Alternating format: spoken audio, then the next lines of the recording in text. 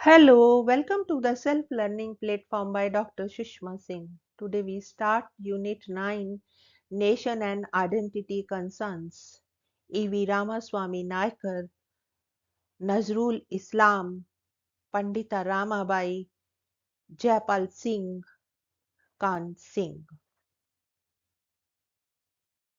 And we start Pandit Ramabai 1858 to 1922. Pandita Ramabai was one of the greatest women of modern India. Exceptionally learned, Ramabai, an outspoken champion of women's rights and social reform, earned the unique distinction of being the sole woman representative in the male-dominated world of gender reforms.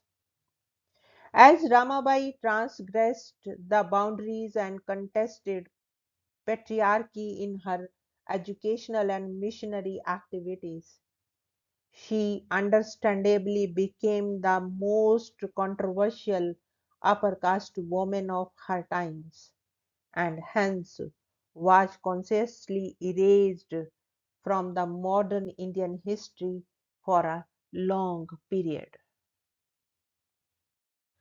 Now let us discuss early life non-conformist background. Ramabai's father Anant Shastri Dongre, a Chitwapan Brahman, a non-conformist, invited the ire of his powerful conservative communist breath when he decided to teach Sanskrit to his wife, which was regarded heretical. Sanskrit and divine language was after all reserved for the upper caste men.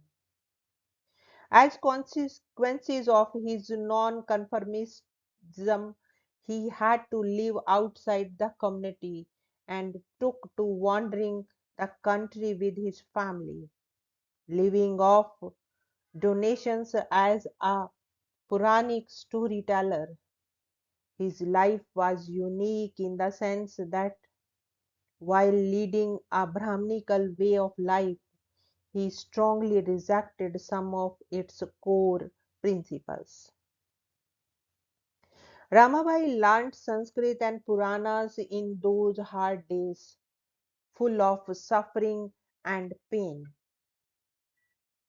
Thus, Ramabai's break with Brahmanism was inevitable, considering the life and the legacy she inherited from her father.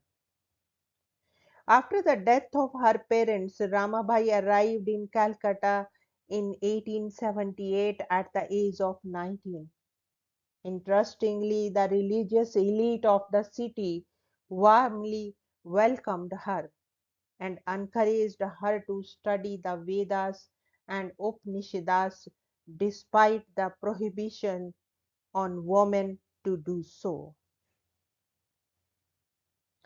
She impressed the religious elite of the city with her mastery over Sanskrit language and texts and received the title of Pandita or scholar and Saraswati, goddess of learning.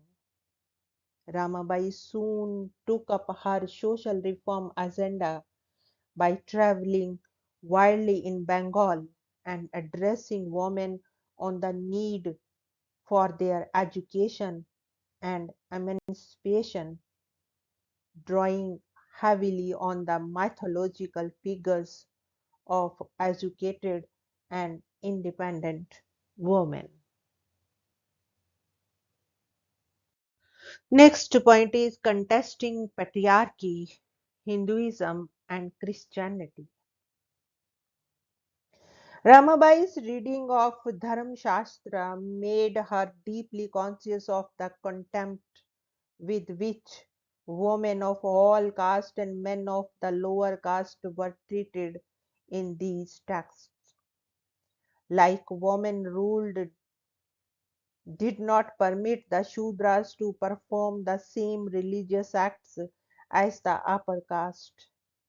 Ramabai rejected this discrimination in her personal life when she decided to accept the marriage proposal from a Bipin Bihari, a Shudra, thereby decisively breaking with the tradition.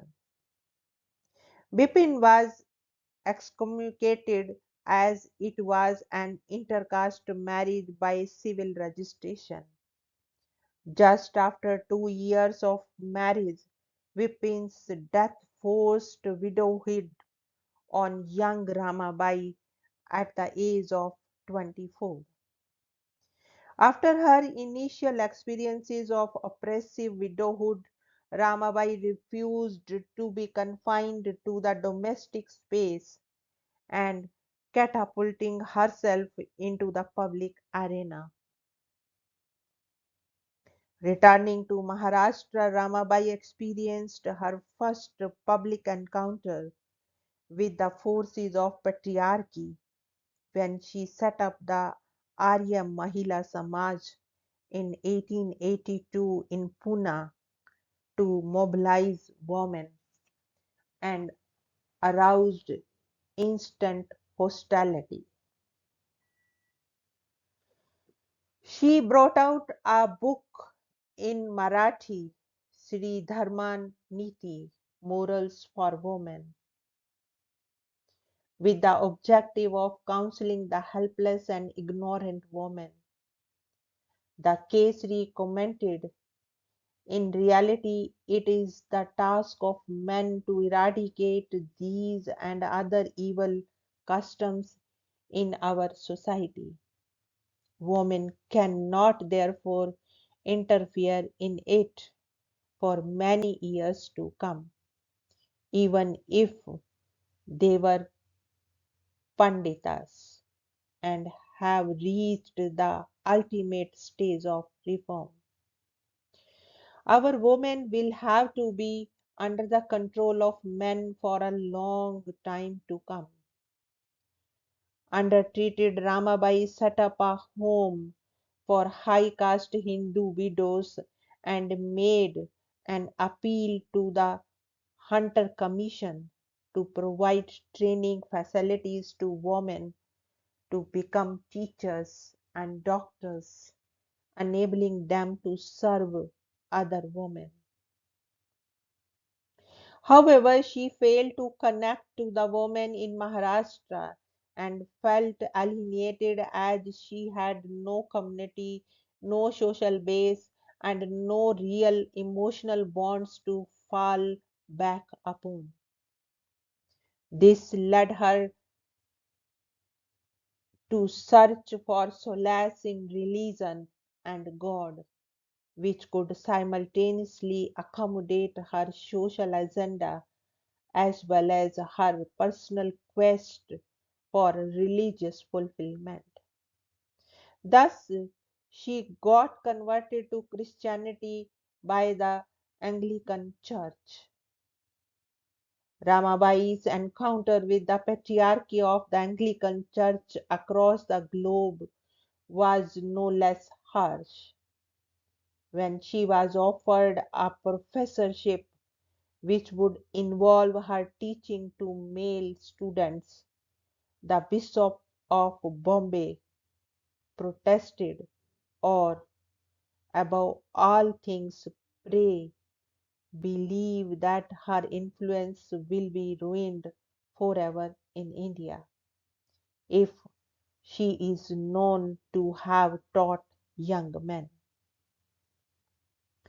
Ramabai promptly replied, it surprises me very much to think that neither my father nor my husband objected my mother's or my teachings young men, while some young people are doing so. Thus, the major contestation in Ramabai's educational and missionary activities was that of patriarchy.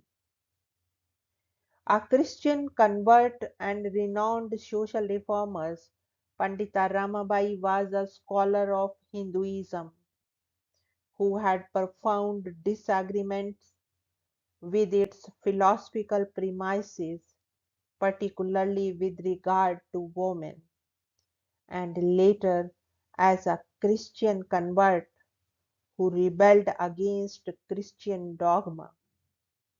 Thus her life was a narrative of complex contestations, that of a woman against male hegemony, both in Hindu society as well as Anglican Church, that of an Indian convert against the British Anglican bishops and nuns, that of an Indian Christian missionary against the oppression of Hindu women.